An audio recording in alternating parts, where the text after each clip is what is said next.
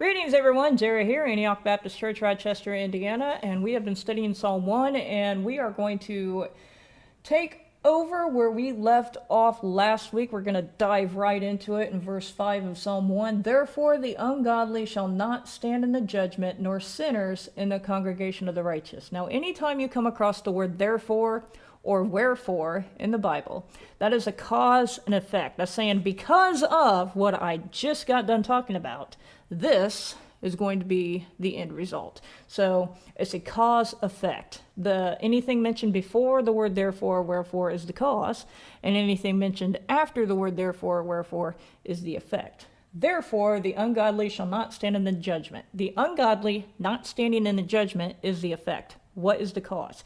The cause is because they were like the chaff which the wind drove away.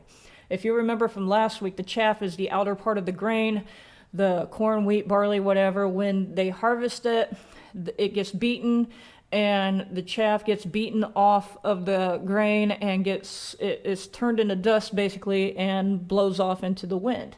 The solid parts, the husk, the leaves, the stalk, that stuff's all called stubble. It falls to the ground, to the threshing room floor, and it gets gathered up and collected, and they use that stubble to heat their ovens to cook their food. So it's still useful, but the chaff isn't even useful for that. The chaff is good for nothing. There is nothing useful about it. It gets blown off into the wind, and that is what God is comparing the ungodly people to. Ungodly people, they are the people who their doctrine is ungodly. They could be overtly wicked, the wickedest person, meanest person, grouchiest person you know, or they could appear to be a really nice person, and they can sound like they have really good philosophy. There are entire church congregations that are like that. I'm glad ours isn't, but there are entire congregations that'll say that God has in his word, this is what's right, and the ungodly congregation will say, no, that is too narrow-minded. That's being intolerant. And then God will say, well, this is wrong. And they'll say, there is nothing wrong with it, you just don't understand. So they are in open rebellion, no matter how godly they seem to be, no matter how nice they are in appearance, having a form of godliness, but denying the power of, no matter how nice they appear to be, they're still ungodly. They are in direct rebellion against God, because they have adopted philosophies that are completely opposite of what God says in his word. So they have rebelled against God.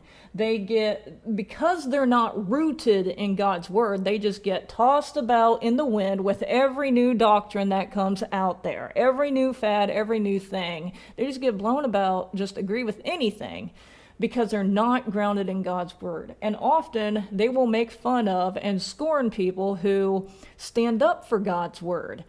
Anyone who disagrees with them, they make fun of, saying you're just being intolerant. You're just one of those crazy people. You're just old-fashioned. You just don't understand. They will make fun of people who stand up for God's word. Because of that, because they are in direct rebellion against God, they will not stand in the judgment. My cord's in my way. There are two judgments in the Bible. There is a judgment for the righteous, and there is a judgment for the unrighteous. It says in Hebrews chapter 9, verse 27, it says, it is appointed unto men once to die, but after this the judgment. Now, we all have an appointment with death, unless we're raptured up before then, but that is a whole different story altogether. Aside from the rapture, we all have an appointment with death. It's coming for us. Sooner or later, it will get you. And when that happens, you will be judged. One way or another, you will be judged.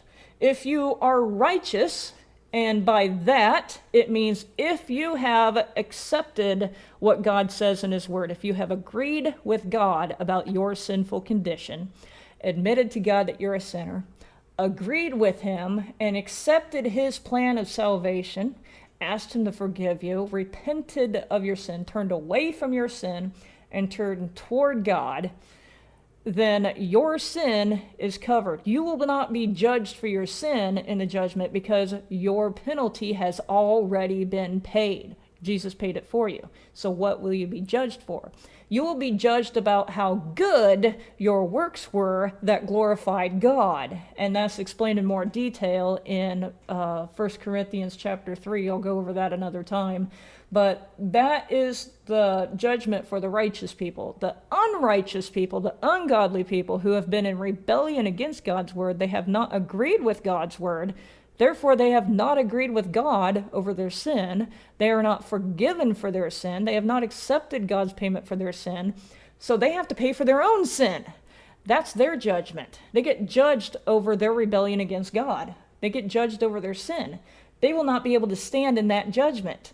The reason why they will not be able to stand in that judgment is because the evidence against them, their sin is going to be so great. The evidence of their sin is going to be so great. It's going to be a clear-cut, dry, open-shut case. This is what you're guilty of. There is no excuse for it. There is no hope for them. They are slouched down in shame. They are completely ashamed because they're standing before God with an overwhelming evidence of how ungodly they were.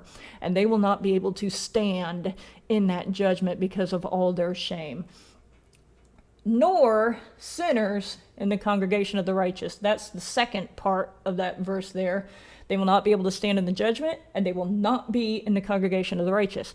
They wanted no part of God's congregation.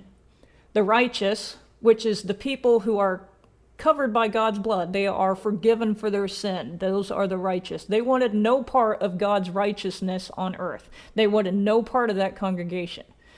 They mocked those people who were part of the God's congregation because they were in rebellion against God's word. They wanted no part of that congregation here on earth. They will have no part of that congregation in heaven.